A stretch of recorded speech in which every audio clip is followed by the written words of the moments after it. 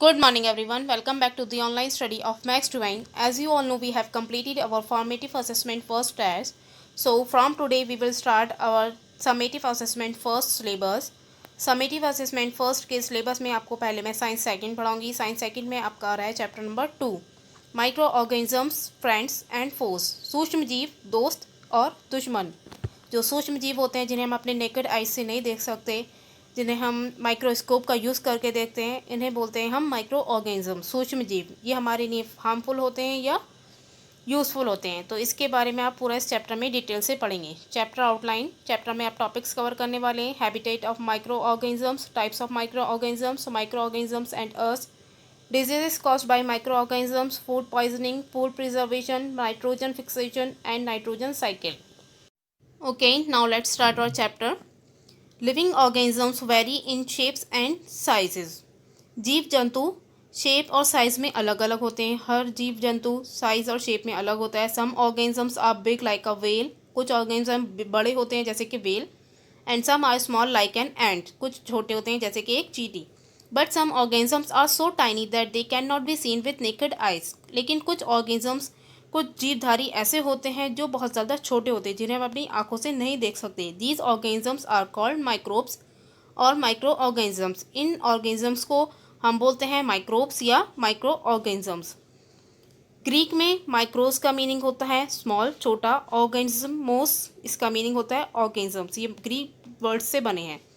They can be seen only with the help of an instrument called microscope. इन्हें हम सिर्फ एक instrument का यूज़ करके देख सकते हैं जिसे हम बोलते हैं microscope. The science which deals with the study of micro organisms is called microbiology. वो विज्ञान जो हमें माइक्रो ऑर्गेनिजम्स की स्टडी कराता है, जिसमें हम माइक्रो ऑर्गेनिजम्स की स्टडी करते हैं, उसे बोलते हैं microbiology. And the scientist who studies about micro organisms is called a microbiologist. और वो साइंटिस्ट जो माइक्रो ऑर्गेनिजम्स की स्टडी करते हैं, उन साइंटिस्ट को बोला जाता है microbiologist. Now habitat of micro organisms. Micro organism का रहने का स्थान, कहाँ रहते हैं. Micro organisms are found everywhere in air, in water, in soil, desert और marshy land, inside the water bodies and even in polar regions. सूक्ष्म जीव हर जगह रहते हैं, जैसे कि हवा में, पानी में, मिट्टी में, रेगिस्तानों में, दलदली इलाकों में, हमारी बॉडी के अंदर भी, हमारी बॉडी के ऊपर भी और ठंडे इलाकों में भी. They are present on and inside the bodies of living organisms too. ये लिविंग ऑर्गेनिज्म की जो जीवधारी होते हैं, जीव जंतु, उनकी बॉडी के ऊपर भी पाए जाते हैं, उनकी बॉडी के अंदर भी होते हैं. Micro organisms are capable of existing in extreme conditions of temperature and dryness by forming a hard outer covering called cyst. Micro organisms capable होते हैं बहुत ज़्यादा हार्श, बहुत ज़्यादा सख्त कंडीशंस में भी रह सकते हैं, जैसे कि बहुत ज़्यादा ठंड है या बहुत ज़्यादा गर्मी है. ऐसे ही कंडीशंस में भी रह सकते हैं. वो अपनी बॉडी के चारों तरफ एक कवरिंग को फॉर्म कर लेते हैं, कवरिंग बना लेते हैं, जिसे हम बोलते हैं cyst. When the conditions become favourable, जब कंडीशन फेवरेबल हो जाती हैं, they come out of their cyst, तो वो अपनी सिस्ट से बाहर आ जाते हैं. मल्टीप्लाई करते हैं, रिप्रोड्यूस करते हैं and go through their life cycle, और अपनी ज़िंदगी को चलाते हैं फिर आगे. माइक्रो ऑर्गेनिजम्स में भी unicellular such as bacteria and protozoa.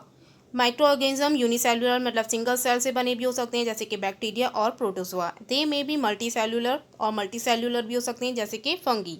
Some can live alone, for example amoeba कुछ अकेले भी रह सकते हैं, जैसे कि amoeba. While others occur in groups called colonies. जैसे कि कुछ अदर ग्रुप्स में भी रह सकते हैं, जिन्हें हम बोलते हैं colonies. For example bacteria and fungi, जैसे कि बैक्टीरिया और फंगी ये कॉलोनीज में रहते हैं, और अमीबा ये अलोन मीन्स अकेले रहता है. Micro organism play an important role in human life. Micro organism इंसान की ज़िंदगी में बहुत ज़्यादा इंपॉर्टेंट रोल प्ले करते हैं. Many of them are beneficial. इनमें से बहुत सारे हमारे लिए बेनिफिशियल होते हैं. As we depend on them for many thing, जैसे कि हम उनके ऊपर बहुत सारे वर्क के लिए, बहुत सारे कामों के लिए डिपेंड रहते हैं. On the other hand some of them are harmful in many ways. और दूसरी तरफ से देखा जाए तो कुछ माइक्रो ऑर्गेनिजम्स हमारे लिए हार्मफुल होते हैं. ऑफ माइक्रो ऑर्गेनिजम्स सूक्ष्म जीव के प्रकार. 5 मेजर टाइप्स हैं माइक्रो ऑर्गेनिजम्स के. ये हैं इस तरीके से. बैक्टीरिया, सिंगुलर मीन्स सिंगुलर में बोलेंगे से बैक्टीरियम. फंगी, सिंगुलर में से बोलेंगे फंगस. प्रोटोजोआ, सिंगुलर में होगा प्रोटोजोन. आल्गी, सिंगुलर में बोलेंगे आल्गा. वायरसेस. ये मेजर टाइप के माइक्रो ऑर्गेनिजम्स के टाइप्स हैं. देखिए सबके शेप्स भी दिख रहे हैं आपको. Bacteria, fungi, protozoa, algae and viruses, ये माइक्रो ऑर्गेनिजम्स के टाइप्स हैं. Now an extra bit. Anton van Leeuwenhoek of Holland was the first scientist to observe microscopic plants and other organisms, including bacteria, with the help of microscope. Anton van Leeuwenhoek जो कि Holland के हैं, ये पहले scientist थे जिन्होंने microscopic plants को, जो जिन्हें हम माइक्रोस्कोप से देख सकते हैं, ऐसे प्लांट्स को और दूसरे ऑर्गेनिजम्स को और बैक्टीरिया इंक्लूडिंग बैक्टीरिया, इनको माइक्रोस्कोप की हेल्प से ऑब्जर्व किया था। ये पहले साइंटिस्ट थे एंटोन वैन लियोवेनहॉक जो कि हॉलैंड के हैं। माइक्रो ऑर्गेनिजम्स एंड अस, सूक्ष्म जीव और हम। Micro organisms play a very important role in our life. सूक्ष्म जीव हमारी ज़िंदगी में एक बहुत ज़्यादा इंपॉर्टेंट रोल प्ले करते हैं। Based on their behaviour these can be divided into two classes. इनके बिहेवियर के हिसाब से इनको दो क्लास में डिवाइड किया गया है, friendly micro organisms and harmful micro organisms. We will study the uses and harmful effects of a few micro organisms in detail. अब हम कुछ माइक्रो ऑर्गेनिजम्स की यूजेस और उनके हार्मफुल इफेक्ट्स के बारे में स्टडी करेंगे। फर्स्ट है आपका बैक्टीरिया। बैक्टीरिया का हैबिटेट देखिए क्या होता है। ये सिंगुलर यूनिसेल्युलर ऑर्गेनिजम्स होते हैं, एक ही सेल से बने होते हैं, जो हर तरफ पाए जाते हैं, अर्थ पर हर जगह पाए जाते हैं। ये पाए जाते हैं हमारी बॉडी में भी, और ये शेप और साइज़ में डिफरेंट होते हैं। साइज़ क्या होता है इनका, जो एवरेज साइज़ होता है बैक्टीरिया का, जो इसमें ज़्यादातर बैक्टीरिया पाए जाते हैं, वो है 1.25 माइक्रोमीटर और डायमीटर में होते हैं। स्मॉलेस्ट बैक्टीरिया है वो होता है, सबसे छोटा बैक्टीरिया का जो डायमीटर है वो है 0.15 माइक्रोमीटर, और जो लार्जेस्ट बैक्टीरिया है उसका साइज़ होता है 15 माइक्रोमीटर लेंथ में, और 1.5 माइक्रोमीटर इसका डायमीटर होता है। शेप, जो बैक्टीरियल सेल्स होती हैं डिफरेंट शेप और साइज़ में पाई जाती हैं। रॉड शेप में भी होती हैं, स्फेरिकल में भी, स्पाइरल्स एक्सेट्रा। अलग अलग टाइप के शेप्स होते हैं बैक्टीरिया के, जैसे कि आपका एक लैक्टोबैसिलस है और स्यूडोमोनास है, ये रॉड शेप में होते हैं। स्ट्रेप्टोकोकस एंड माइक्रोकोकस ये होते हैं स्फेरिकल शेप में, जबकि विब्रियो होता है ये स्पाइरल शेप में होता है। बैक्टीरिया का structure. Bacteria single cell organism with a cell wall and cytoplasm. Bacteria single cell organisms होते हैं जिनमें होती है एक सेल वॉल और एक cytoplasm. There is no definite nucleus, कोई डेफिनेट न्यूक्लियस नहीं होता है, but nuclear material is present, लेकिन न्यूक्लियर मटेरियल प्रेजेंट होते हैं। They can exist as a chain or a group of sales. ये हमें चेन में भी नजर मिल सकते हैं और या फिर सेल्स के ग्रुप में भी होते हैं। Substances needed for life are absorb through the cell wall. जो सब्सटेंसेज नीडेड होते हैं कुछ ज़िंदगी के लिए, जीने के लिए, तो वो कौन अब्जॉर्ब करता है, cell wall. And unwanted substances are excreted through the same route. और जो अनवांटेड सब्सटेंसेज होते हैं वो भी इसी रूट से, सेल वॉल से ही बाहर निकलते हैं। इसी से वो अपने अंदर सब्सटेंसेस को एब्जॉर्ब करते हैं और इसी से एक्सक्रीट करते हैं। ग्रोथ एंड रिप्रोडक्शन, ये कैसे ग्रोथ करते हैं और रिप्रोडक्शन कैसे करते हैं। Bacteria require moist environment and the temperature between 25 degree Celsius to 37 degree Celsius for their growth. Bacteria को रिक्वायर होते हैं नमी वाला इन्वायरमेंट और टेम्परेचर चाहिए इन्हें 25 डिग्री सेल्सियस से 37 डिग्री सेल्सियस अपनी ग्रोथ के लिए। Bacteria reproduce at a very fast rate, बहुत ज़्यादा तेज़ी से ये रिप्रोड्यूस करते हैं। And the most common mode of reproduction is binary fission, लेकिन जो सबसे कॉमन इनका मोड है प्रोडक्शन का वो है binary fission. During binary fission में क्या होता है, ड्यूरिंग इस दौरान बाइनरी फिजन में द पेरेंट सेल डिवाइड्स, जो पेरेंट सेल्स होती हैं वो डिवाइड हो जाती हैं, अपने आप को डिवाइड कर लेती हैं दो इक्वल डॉटर सेल में। इस तरीके से रिप्रोड्यूस करती हैं, वो सिंगल से डबल हो जाते हैं। नाउ न्यूट्रिशन, ये न्यूट्रिशन कैसे लेते करते हैं, इनका खाना पीना कैसे चलता है। Bacteria can be classified into two types of the basis of the mode of nutrition. दो तरीके से के हो सकते हैं न्यूट्रिशन के हिसाब से bacteria, autotrophs and heterotrophs. The autotrophic bacteria are able to synthesize their own food from inorganic substances green plant. जो ऑटोट्रोफिक बैक्टीरिया होते हैं वो अपना फूड सिंथेसाइज करते हैं, संश्लेषित करते हैं इनऑर्गेनिक सब्सटेंसेस से, यानी कि ग्रीन प्लांट से। सो ऑटोट्रोफिक बैक्टीरिया अपना फूड खुद सिंथेसाइज कर सकते हैं ग्रीन प्लांट से। An extra bit, there are about 1 crore bacteria present in a single drop of milk. एक सिंगल ड्रॉप में मिल्क की 1 करोड़ बैक्टीरिया प्रेजेंट होते हैं। The heterotrophic bacteria can not synthesize their own food. Heterotrophic bacteria अपना food खुद synthesize नहीं कर सकते। They require readymade organic compounds as their main carbon source. उन्हें रिक्वायर होते हैं, उन्हें चाहिए होते हैं रेडीमेड ऑर्गेनिक कंपाउंड्स अपने कार्बन के सोर्स के फॉर्म में। अपने कार्बन के सोर्स के लिए उन्हें चाहिए होते हैं readymade organic compounds. They may be saprophytes और पैरासाइट्स। ये सेप्रोफाइट्स भी हो सकते हैं और पैरासाइट्स भी। Now next topic, useful bacteria. Some of the most common uses of bacteria are as follows. कुछ मोस्ट कॉमन यूजेस हैं बैक्टीरिया के इस तरीके से। The bacterium Lactobacillus promotes the formation of curd from milk. Bacterium Lactobacillus ये promote करता है, means help करता है दही बनने में, दूध से दही बनने में कौन सा बैक्टीरिया हेल्प करता है? Lactobacillus. Nitrification, the protein confined in dead bodies of animals and plants is converted into ammonia by ammonifying bacteria। Protein जो डेड बॉडीज़ और एनिमल्स की और प्लांट्स की डेड बॉडीज़ में सीमित होता है, ये प्रोटीन अमोनिया में कन्वर्ट हो जाता है अमोनिफाइंग बैक्टीरिया द्वारा। This ammonia is converted into nitrites. अब ये अमोनिया कन्वर्ट हो जाता है नाइट्राइट्स में नाइट्रोसोमोनास ग्रुप के बैक्टीरिया द्वारा। The nitrates are finally converted into nitrates. अब ये नाइट्राइट्स फाइनली कन्वर्ट हो जाते हैं नाइट्रेट्स में नाइट्रोबैक्टर ग्रुप के बैक्टीरिया द्वारा। This process of conversion of ammonia into nitrates is called nitrification. अब ये जो प्रोसेस है अमोनिया का नाइट्रेट्स में कन्वर्ट होने का, इस प्रोसेस को बोला जाता है nitrification. Nitrates thus form increase the soil fertility. अब ये जो नाइट्रेट्स हैं ये सॉइल की फर्टिलिटी को बढ़ाते हैं। ये नाइट्रेट अमोनिया से नाइट्रेट्स बनने में बैक्टीरियाज हेल्प करते हैं जो हमारी सॉइल की फर्टिलिटी को बढ़ाते हैं। Certain bacteria living in the intestine of herbivorous animals like cows, buffaloes, etc. produce enzymes which act upon cellulose and help in digestion। कुछ बैक्टीरिया जो हर्बीवोरस एनिमल्स के इंटेस्टाइन में रहते हैं, जैसे कि काव हैं, बफेलो, ये प्रोड्यूस करते हैं एंजाइम्स। ये बैक्टीरिया एंजाइम्स प्रोड्यूस करते हैं जो सेलुलोज पर एक्ट करते हैं और हेल्प करते हैं डाइजेशन में। The bacteria Escherichia coli found in the human intestine synthesize vitamin B complex which helps in digestion and absorption of food। एक बैक्टीरिया है स्कैरिशिया कोलाई जो पाया जाता है इंसान की इंटेस्टाइन में, जो विटामिन बी कॉम्प्लेक्स को संश्लेषित करता है, जो हेल्प करता है डाइजेशन में और फूड के अब्जॉर्प्शन में। Bacteria such as Mycoderma aceti help in producing vinegar और एसिटिक एसिड। एक बैक्टीरिया है माइक्रोडर्मा एसिटी जो हेल्प करता है प्रोड्यूस करने में विनेगर और एसिटिक एसिड मीन्स सिरका। सम विनेगर मीन्स सिरका। Some bacteria help in the rotting of flax. कुछ बैक्टीरिया फ्लैक्स की रॉटिंग मतलब उससे सड़ने में हेल्प करते हैं, उसको अलग होने में हेल्प करते हैं। एंड जूट फाइबर्स को which are then converted into ropes, फिर जो कन्वर्ट किए जाते हैं रोप्स में। Some bacteria help in the curing and ripening of tea leaves. कुछ बैक्टीरिया टी लीव्स की राइपनिंग में हेल्प करते हैं which give tea its characteristic aroma flavour, जो इसको उसका खास अरोमा, खुशबू और फ्लेवर देते हैं।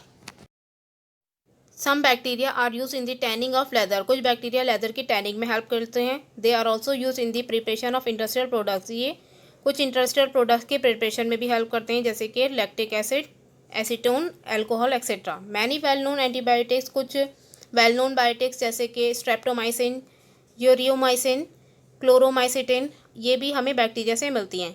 Raw sewage like faeces and urine is a health hazard. Raw sewage जैसे कि फीसिस और यूरिन ये हमारी हेल्थ के लिए हैज़र्ड है, खतरा है। Bacteria break down raw sewage into harmless. Bacteria इस रॉ सीवेज को ब्रेक डाउन कर देते हैं, तोड़ देते हैं हार्मलेस सीवेज में। एंड इवन यूजफुल सब्सटेंसेज, और यहाँ तक कि कुछ यूजफुल सब्सटेंसेज भी बना देते हैं इस रॉ सीवेज को, which can be use as landfill, जिसका हम यूज़ कर सकते हैं लैंडफिल्स में। This can also be use to replenish the soil with nitrates and phosphate, और ये सॉइल को भरपाई करने में भी हेल्प करते हैं नाइट्रेट्स और फॉस्फेट्स की। And also for improving it's water retention capacity, और ये सॉइल की वाटर धारण करने की, जो पानी धारण करने की कैपेसिटी होती है उसको भी इम्प्रूव करते हैं। नाउ हार्मफुल बैक्टीरिया, कुछ बैक्टीरिया जो हमारे लिए हार्मफुल होते हैं, तो आपने पढ़े थे useful, now harmful. Some bacteria are harmful also for us. कुछ बैक्टीरिया हमारे लिए हार्मफुल भी होते हैं। Some harmful effects of bacteria, और कुछ हार्मफुल इफेक्ट्स हैं बैक्टीरिया के। Bacteria cause disease in animals and plants. Bacteria से एनिमल्स और प्लांट्स में डिजीजेस हो जाते हैं। Tuberculosis, tetanus, cholera, typhoid, pneumonia, leprosy, diphtheria, ये सब कुछ बीमारियां हैं जो बैक्टीरिया से होती हैं। Bacteria cause spoilage of food. Bacteria से फूड भी खराब हो जाता है, such as souring of milk, दूध का खट्टा होना, प्यूट्रिफिकेशन ऑफ मीट, गोश्त का सड़ना, and rotting of fruits and vegetable, फल सब्जियों का सड़ना।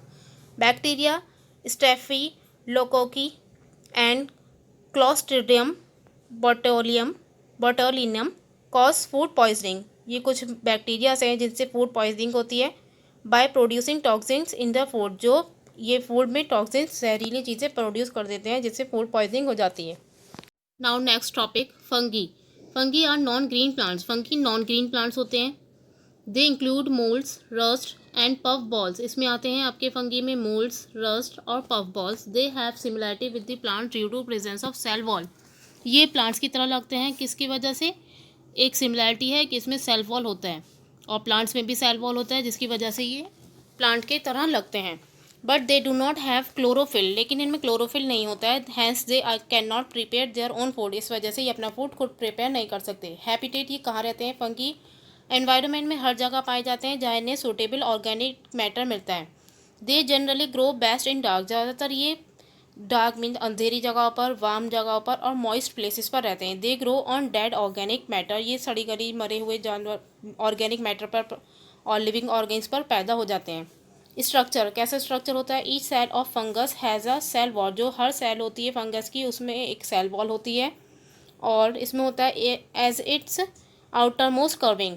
इसकी आउटर मोस्ट कवरिंग में तो एक सेल वॉल होती है। This cell wall is made up of cellulose. ये सेल वॉल बनी होती है सेल्यूलोज की। They can be either unicellular और मल्टी सेल्युलर। ये यूनिसेल्युलर भी हो सकती हैं और मल्टी सेल्युलर भी। Some common types of fungi are. कुछ कॉमन टाइप की फंगी हैं mushroom, yeast and Penicillium. Nutrition. The fungi are heterotrophs. Fungi heterotrophs होते हैं। They can not make their own food like the other green plants do. जैसे कि दूसरे green plants अपना खाना खुद बनाते हैं इस तरीके से फंगी अपना खाना खुद नहीं बना सकते। Fungi have extra cellular digestion bye secreting enzymes into environment and absorbing the nutrients produce. Fungi में एक्स्ट्रा सेल्युलर डाइजेशन होता है।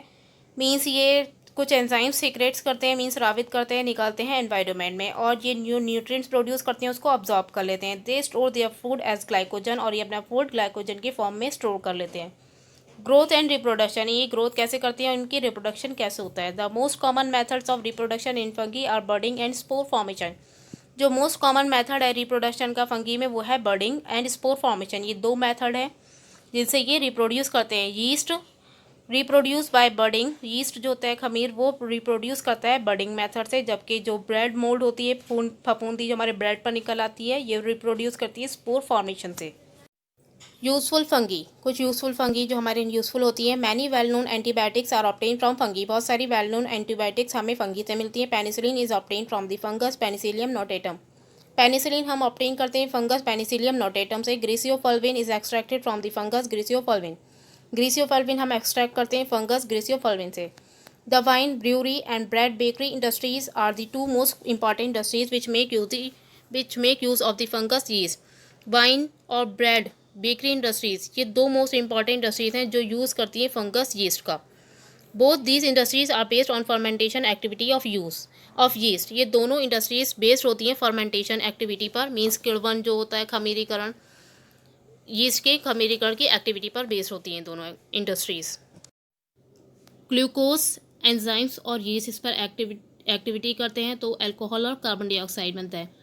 तो देखिए of the two products of yeast fermentation, ये यीस्ट है इसके यीस्ट के फर्मेंटेशन से अल्कोहल और कार्बन डाइऑक्साइड बन रहा है। तो alcohol is the industrial product in brewery. जो अल्कोहल होता है वो ब्रूअरी मीन्स वाइन की इंडस्ट्री में प्रोडक्ट बनता है alcohol. In bakery carbon dioxide causes the dough to rise and makes bread light and spongy.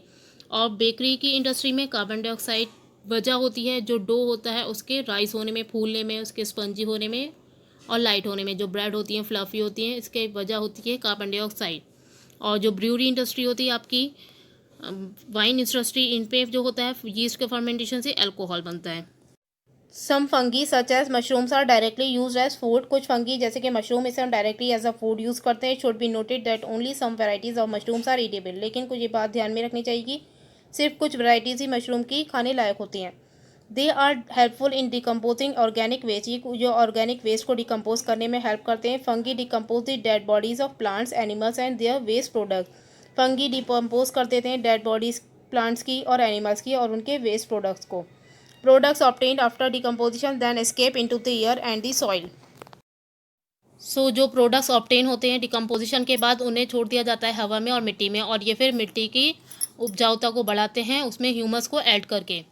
Next है आपका कि जो हमें यूज़फुल है हमारे लिए fungi. Some Indian food stuffs. कुछ इंडियन फूड स्टफ जैसे कि idli, dosa popular Indian South Indian food है ये, and dhokla popular Gujarati food है ये।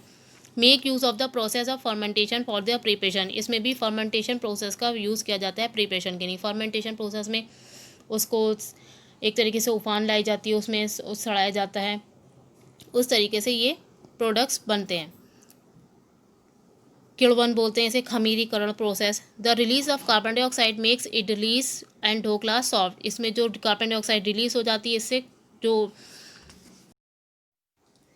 जो प्रोडक्ट्स ऑब्टेंड होते हैं डिकम्पोजिशन के बाद, इन्हें हवा में या मिट्टी में छोड़ दिया जाता है और फिर ये मिट्टी की में ह्यूमस को ऐड करके उसकी उपजाऊता को बढ़ाते हैं। सम इंडियन फूड स्टफ्स, कुछ इंडियन फूड स्टफ्स जैसे कि इडली डोसा जो साउथ इंडिया में पॉपुलर हैं, और ढोकला जो कि हमारा गुजरात में पॉपुलर है, इसमें भी फर्मेंटेशन प्रोसेस का यूज़ किया जाता है प्रिपरेशन के लिए। फर्मेंटेशन प्रोसेस में मैंने वही बताया आपको कि अल्कोहल बनता है और आपका कार्बन डाइऑक्साइड रिलीज़ होती है, तो इसमें कार्बन डाइऑक्साइड रिलीज़ होती है तो उसका यूज़ किया जाता है, इससे इडलीज़ और ढोकला सॉफ्ट हो जाते हैं। नाउ हार्मफुल फंगी, कुछ फंगीज हमारे लिए हार्मफुल होती हैं, जैसे कि फर्स्ट है आपका fungi cause skin disease such as, fungi से स्किन डिजीज़ हो जाते हैं जैसे कि एथलीट्स फूड, रिंगवर्म और eczema in human beings. Human beings में कुछ स्किन से रिलेटेड बीमारियां हो जाती हैं। Fungi spoil food due to fermentation and make it unfit for consumption, fungi हमारे फूड को भी स्पॉइल कर देते हैं फर्मेंटेशन के प्रोसेस से, हमारे जो फफूंदी वगैरह उगाती है उस पर, और ये हमारे खाने के लायक नहीं रहता है फिर फूड। हार्मफुल फंगी, कुछ हार्मफुल फंगी जो हमारे लिए हार्मफुल होते हैं, हमें नुकसान पहुंचाते हैं। फर्स्ट है आपका fungi cause skin diseases such as athlete's foot, ringworm और एक्जिमा इन ह्यूमन बींग्स, इंसानों में फंगी से कुछ बीमारियां हो जाती हैं जैसे कि एथलीट फूड, रिंगवर्म और एक्जिमा, ये स्किन से रिलेटेड बीमारियां होती हैं। Fungi spoil food due to fermentation and make it unfit for consumption, fungi हमारे फूड को स्पॉइल कर देते हैं फर्मेंटेशन के प्रोसेस की वजह से, जिससे ये हमारे खाने के लायक नहीं रहता है फिर। They damage stored food, books, paper, fabrics, leather and shoes particularly during the rainy season, ये डैमेज कर देते हैं स्टोर्ड फूड को, बुक्स, पेपर, फैब्रिक्स, लेदर और शूज़ को पर्टिकुलरली रेनी सीजन में। Fungi like Puccinia and Ustilago cause rust and smuts in cereals, कुछ fungi जैसे कि पकीनिया है एंड अस्ट्रीलेगो, इससे हमारे अनाज में रस्ट और स्मर्ट्स बीमारियाँ हो जाती हैं। Fungus Aspergillus cause a disease called aspergillosis in poultry, fungus जैसे कि एस्परगिलस है, इससे एक डिजीज़ हो जाती है पोल्ट्री में, मुर्गी वगैरह में, जिसे हम बोलते हैं aspergillosis. Some of the fungi spoil food and rot clothes, कुछ फंगी हमारे फूड को ख़राब कर देते हैं, हमारे कपड़ों को ख़राब कर देते हैं, जैसे शूज़, वुडन मटेरियल और बुक्स को भी, तो ये हमारे लिए हार्मफुल भी होते हैं और यूज़फुल भी। Okay, now that's all for today, now we will cover our next topic in the next class. Now homework time, write a short note on micro organisms, micro organisms पर एक short note लिखिए और सुबह 8 बजे से पहले आप मुझे सेंड कर दीजिएगा। This is your homework for today. Okay, thank you and have a nice day.